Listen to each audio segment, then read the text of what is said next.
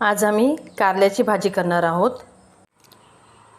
कारल्याची भाजी करण्यासाठी कारले घेतलेले आहेत, टोमॅटो, कांदा, भाजलेले शेंगदाणे घेतलेले आहेत मिक्सरला ग्राइंड करून, मीठ, मसाला, हळद, थोडासा गरम मसाला, हिंग, आलं लसूणची पेस्ट आणि जिरा।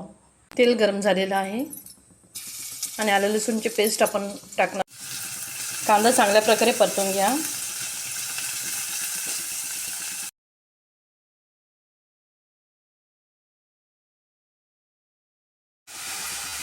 ते पहा, मीडियम गॅसवरती एक 5 मिनिटं शिजवा। प्लेटवर पाणी ठेवा।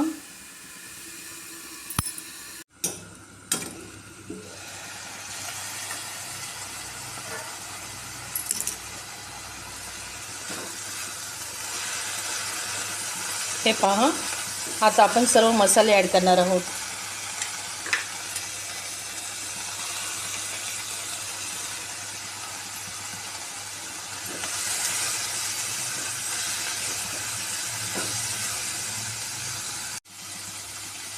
आणि शेंगदाण्याची पूड आहे ती मिक्स करणार आहोत।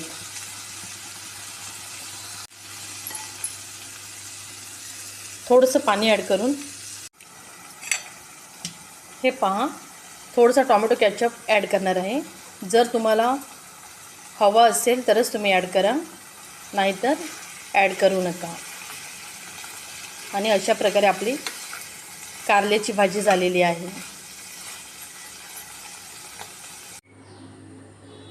हे पहा, आपली कारल्याची भाजी झालेली आहे।